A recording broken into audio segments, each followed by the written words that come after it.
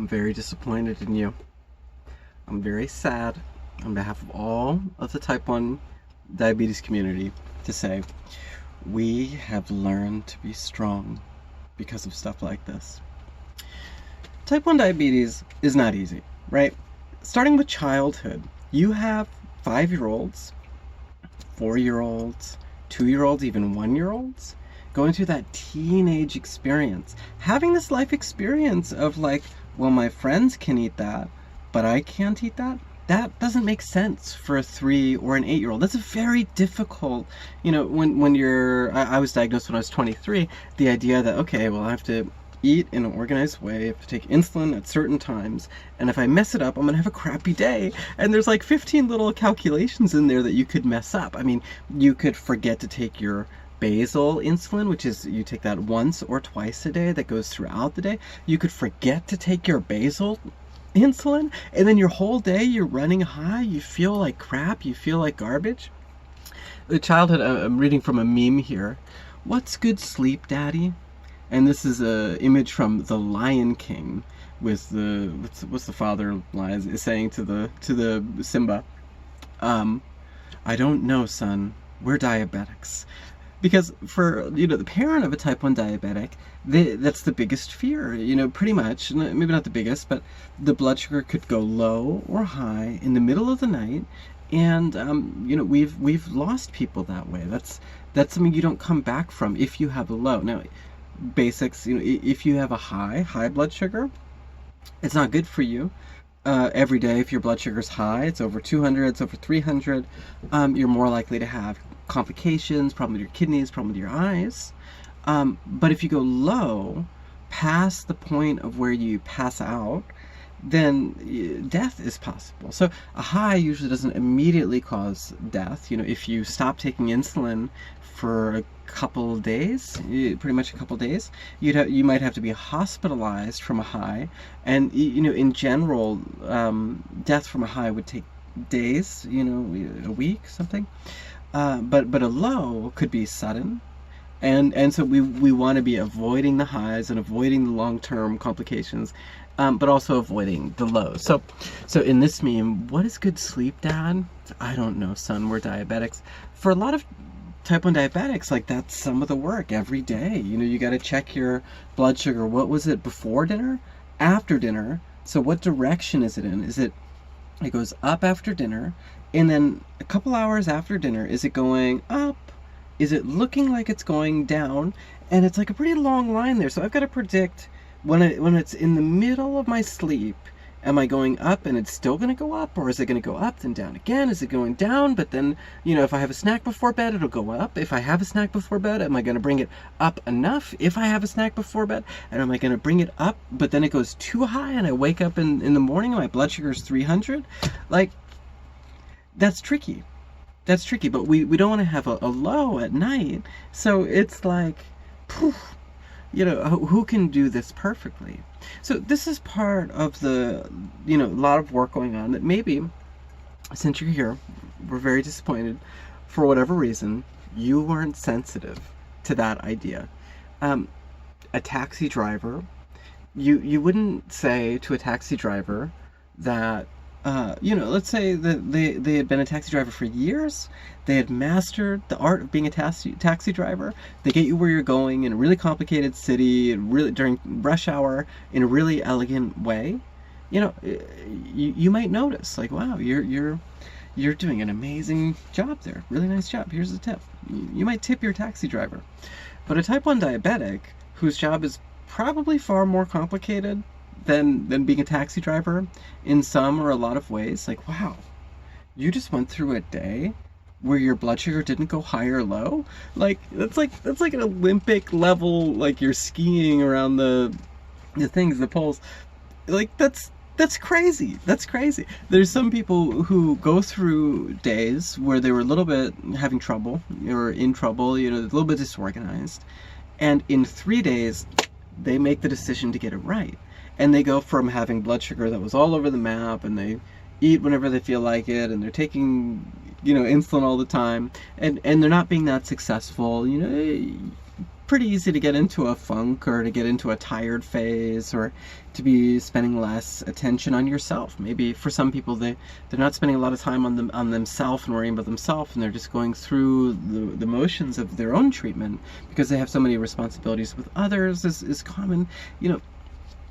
And then within 3 days they do this stuff where they become like the gold medal winning Olympic athlete. They're doing this incredible shift, and they were going to go up a little bit high after breakfast. They took just a little bit of insulin. They were about stable till lunch. They checked and they knew exactly the meal. There was like 35 grams of carbs. They needed precisely this amount of insulin, and they had to take it 17 minutes before the meal. They dosed their insulin, not 18, 17, and they got it, and 2 hours later their blood sugar's still perfect. It was starting to go a little bit low before dinner, right? It's like science.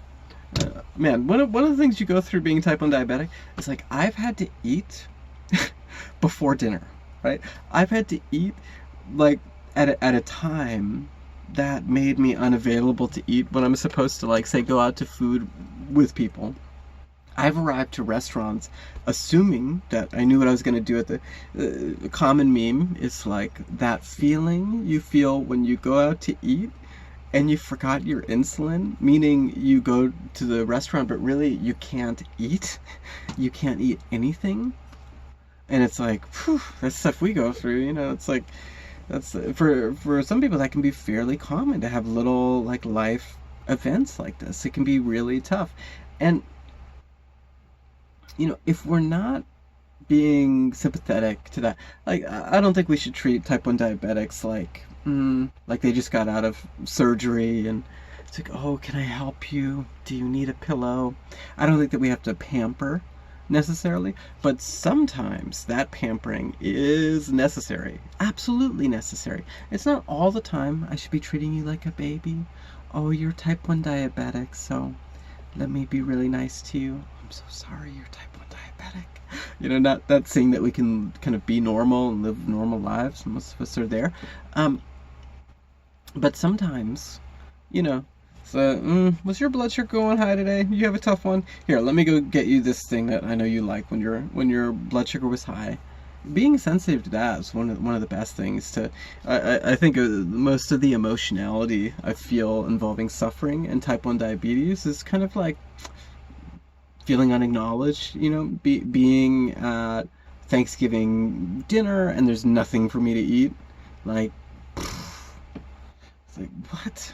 You know, this happened last year. There's, you know, of course, I was diagnosed when I'm an adult, and I don't really care. It's like I go over my family, spend time with them during Thanksgiving. But in some ways, it's like, oh, like, didn't you know that I'm not gonna eat the potatoes glazed in sugar with extra sugar on them, with honey on them? Like, that's not. You know, didn't you know the low carb ice cream that I like that I can have, you know? So stuff like this, or whatever.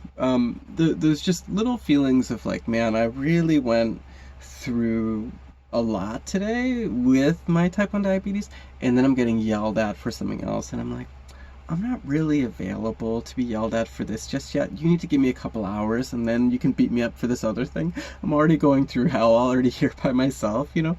You know, mostly my days are pretty good, but I'll just say, and I'll be honest, like, you would never notice if my day wasn't going good, right? I'm a little bit protective of myself there. Maybe that's a male thing. I'm not really likely to, you know, admit that I'm suffering. Like, maybe this is just who I am. Like, I can't remember. There's really one time in my life where I've used something like a Tylenol. Like, that was when I broke my arm and I literally couldn't sleep because the pain was so bad. You know, I would adjust my position every like 30 minutes. 20 minutes and I couldn't sleep at all, and so that was when I broke down and used Tylenol. Like, otherwise I just, you know, get through the pain. It's not really like a big thing for me. So yeah, there can be a lot there of that day-to-day life experience that I should acknowledge maybe and be aware of when I'm talking to others who don't know that I'm type 1 diabetic. Maybe I should find a way to be able to say it's like, sometimes the day really sucks when you're type 1 diabetic. And then all those caveats are there because most people don't understand.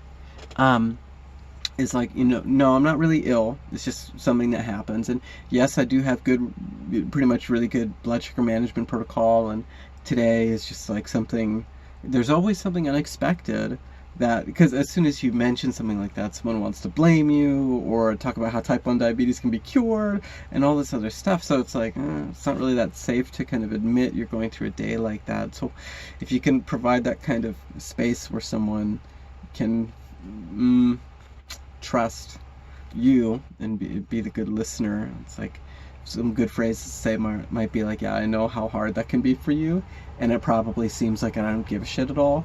That would be a good phrase to say. It wouldn't be a good phrase to say, look how much I care and how much good I'm doing. It's probably not going to be the case. So, all right.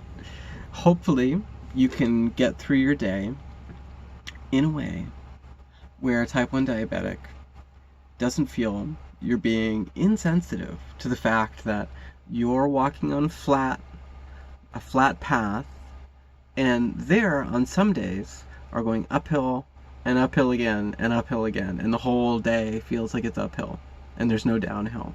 Or they're on days that can be equally normal and it doesn't feel like they're going uphill. They can be both, right? So to be mindful of that will probably grant you some just a feeling of sensitivity in your own life, to be aware of not making your words sound like bombs going off and ruffling edges of a type 1 diabetic. So work on your sensitivity, develop that, and I'll leave that there.